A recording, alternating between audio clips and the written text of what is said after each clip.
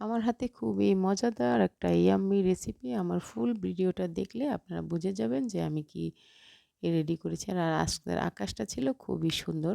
আসসালামু আলাইকুম, সবাই কেমন আছেন? আলহামদুলিল্লাহ ভালো আছি। তো ১ম এ বাইরে থেকে এসেই আমি ভাত বসিয়ে দিলাম আর কি রান্না করব সেগুলা নামিয়ে নিয়েছি। তো এদিকে আমি পেঁয়াজ, চিংড়ি মাছ আর আমি ব্লেন্ডার করে নিয়েছিলাম আর কি, কি বলে ওইটাকে? কলার মোচা। আ ওইটা করব। আর কিছু আনারস কেটে নিয়েছিলাম নিজে খাওয়ার জন্য। যেহেতু আমি একটু অসুস্থ ছিলাম, যার কারণে আনারসটা খেলে ভালো লাগবে। আর এইদিকে বাচ্চাদেরকে আমি বারান্দায় খেলতে বসিয়ে দিয়েই আমি কাজে চলে আসলাম। তো ১ম এ আমি হলো গিয়ে আমি কলার মোচাটা রান্না করে নিব। কারণ এইটা আমার ছেলে খুবই পছন্দ করে। ওইটা সে নাও খেতে পারলে আর ওইদিন অনেক লেট হয়ে গিয়েছিল। আর সে নামাজ থেকে এসেই ভাত খাবে। যার কারণে এই কলার মোচাটা আগে করে রেখেছি, ভাতটাও করে রেখেছি যাতে ও নামাজ পড়ে এসে খেতে পারে। আর আমার হাতে যেটা ছিল এইটা হলো সেই রেসিপির মানে শুরুটা।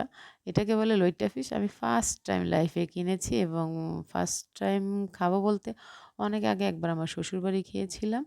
তো তখন রান্না করেছিলাম আমি নিজেই, বাট আমার ভালো লাগেনি।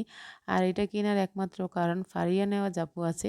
উনি কক্সবাজার গেলে এই লইট্টা ফ্রাইটা খায় আর এত সুইট কিউট করে আর কি রিভিউ দেয়। তখনই আমার ইচ্ছা করেছিল আর কি এটা খাবো। তো অনেকদিন খুঁজছিলাম বাট খুঁজে পাচ্ছিলাম না। ওইদিন আর কি যেহেতু পেয়ে গেলাম একদম ফ্রেশ, তাই অল্প কিছু মাছ নিয়ে আসলাম। তো ১ম এ আমি মাছটা কেটে পরিষ্কার করে নিয়েছি। আর আমার কাটা হয়েছে কিনা অবশ্যই কমেন্ট করে জানাবেন। আর ময়লাগুলো ক্লিন করে নিলাম। আর এদিকে মাছটা আমি কিছুক্ষণ ধুয়ে নিবি। ধোয়ার পর আমি এটা যাতে মাছের একটা এক্সট্রা গন্ধ থাকে, ওইটা যাতে না থাকে সেটার জন্য আমি মাছটাকে কিভাবে পরিষ্কার করি সেটাও দেখে নিতে পারেন। এটাও একটা টিপস হতে পারে। তো আমি হলুদ, লবণ আর একটু ভিনেগার দিয়ে কিছুক্ষণ এটা মেখে রেখে দিব। তারপর হলো গিয়ে কুসুম গরম পানি দিয়ে আমি এটা ধুয়ে নিব। আমি বেশিরভাগ মাছই এইভাবে ক্লিন করে থাকি। তো মাছটা আমার পরিষ্কার করা হয়ে গেছে যখন, তখন আমি ছোট, ছোট পিস করে আর কি এটা এইভাবে কেটে নিয়েছি এবং কি, কি মসলা দিচ্ছি এটা আমি পরে আমি একটা ফুল ভিডিও দিয়ে নিব। আপনারা যদি চান তাহলে আমি অবশ্যই ফুল ভিডিওটা দিব। তো সব মসলা দিয়ে আমি ম্যারিনেট করে রেখে দিব। দেওয়ার পরে আমার বাকি যেই কাজগুলা থাকবে এটা আমি করে নিব। আর এটাও কিছুক্ষণ ম্যারিনেট করে রাখলেই আর কি মসলাটা ভিতরে ঢুকবে। তখন এটা ফ্রাই করলে খেতে খুবই ভালো লাগবে।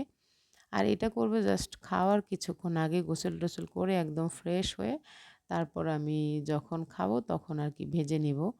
আর এদিকে আমি ওই যে ব্যাটারটা রেডি করে নিচ্ছি। আর ব্যাটারটা কি দিয়েছি এটা আপনাকে এখন বললাম না। পরেই বলবো। সবকিছু রেডি করে আমি এখানে আর কি কিছু হাঁড়ি পাতিল জমেছিল ওগুলা ধুয়ে নিচ্ছি। আমার ওইদিন প্রচুর ঠান্ডা জ্বর ছিল। তারপরে অনেকগুলো হাঁড়ি পাতিল ছিল ধুইছি। ধুয়ে আমি অসুস্থ হয়ে গেছি আরেকটু বেশি ঠান্ডা লেগে গেছে। আর নিজের সংসারের যেহেতু কাজ আমাকে তো একাই করতে হবে আর আমাকে হেল্প করার মতো ওরকম কেউ নেই। আমার হেল্পিং হ্যান্ড সেও অসুস্থ। যার কারণে সব কাজগুলো আমাকেই করতে হয়েছে। আর এই ভিডিওটা হলো শুক্রবারের।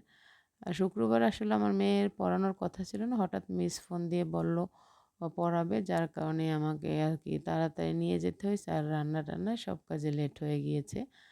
আর এখন আমি লইট্টা ফ্রাইগুলো করে নিব। করে তারপর খেয়ে নিব। আসলে এটা এতটা মজা হয়েছে যা বলার বাইরে। এটা যারা খেয়েছেন তারাই অবশ্য বলতে পারবেন। আর আমার ভিডিওটা কেমন লাগছে অবশ্যই আমাকে কমেন্ট করবেন। আর ভালো লাগলে লাইক, কমেন্ট, শেয়ার করতে ভুলবেন না। আর সবশেষে আমি খেতে বসেছি বোম্বাই মরিচ, শসা আর লইট্টা ফ্রাই। আলহামদুলিল্লাহ সবাই ভালো থাকবেন। আল্লাহ হাফেজ।